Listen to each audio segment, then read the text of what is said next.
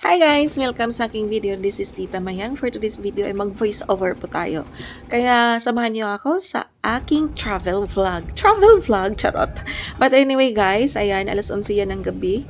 Nakasakay tayo ng series bus kasi yan po yung transpo going to Negros Occidental or Negros Oriental.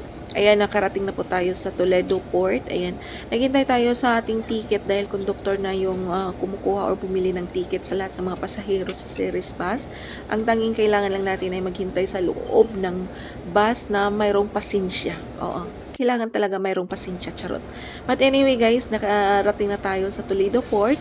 Ayan, naghintay na tayo sa ating ticket. Ayan, kasi hindi pa dumating yung barko na pwede nating sakyan. Sabi ng series driver, kailangan na muna naming magstay sa loob ng bus.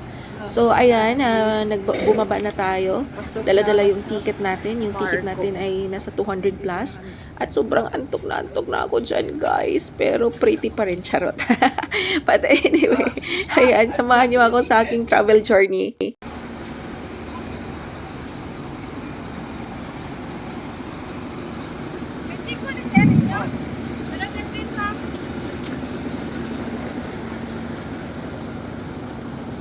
Thank you.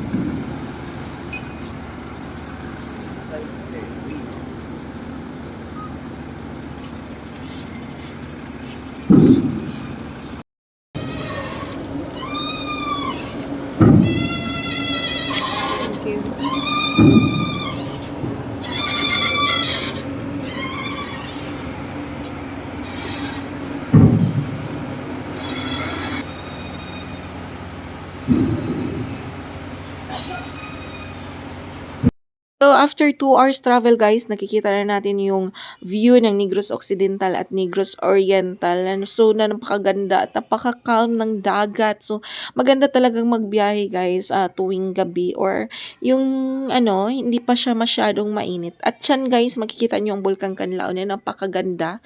So, ayan. At nakarating na tayo sa San Carlos Negros Occidental Port. So, ayan po ang pantalan ng Negros Occidental.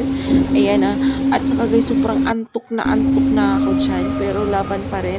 Fresh na fresh pa din. So, yan yung OOTD natin sa ating pag-uwi sa probinsya. At finally, nakarating na tayo sa bahay. Ayan, sa aming probinsya. Ayan, ako po ay isang anak na mahirap.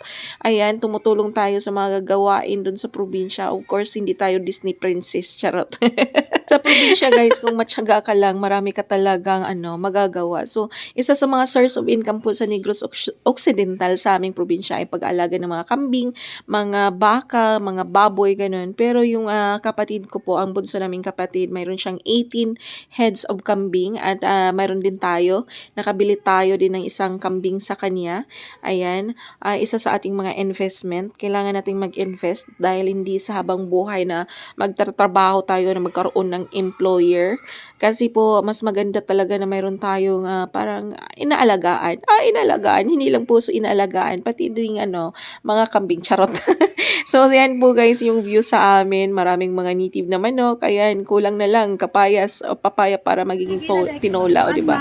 So, sumama ako sa kapatid kong lalaki na bumili ng mga vegetables para sa kanilang negosyo. Isa kasi sa mga source of income nila is ang pagbibinta ng mga ulam or small carinderia po, ganun. So, ayan, of course, tumulong din tayo sa mga gawain dun sa probinsya. Sinabi ko kanina, hindi po tayo Disney princess. Oo, kailangan talagang tumulong. Oo, nagbigay ako ng pagkain dyan sa mga baka kasi yung kapatid ko sobrang busy.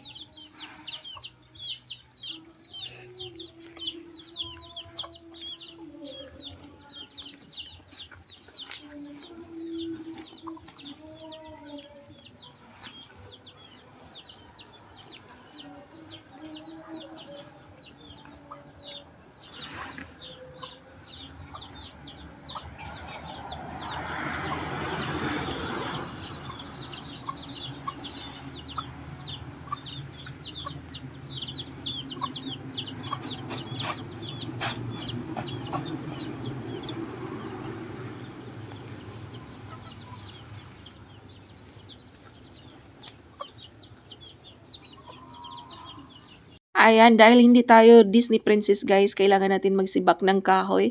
Kasi sa probinsya, pag nakauwi ako, na-assign ako sa kusina, ako yung tagaluto. Dahil minsan lang naman ako nakapagsilbi ng kapatid ko, sa mga pamangkin ko.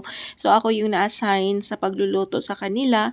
At syempre, kailangan natin marunong ding magsibak ng kahoy. Kasi pag hindi tayo marunong magsibak ng kahoy, paano yan? Paano tayo makaluto, o 'di ba? Yan ang niluluto natin. Ayan, gamit lang ang kahoy. At saka guys, after ng few days of vacation, ayan, bumalik na din ako sa Cebu. Ayan, madaling araw din yung biyahe ko, 3 AM. O, diba? Thank you so much for watching. Tita Mayang here.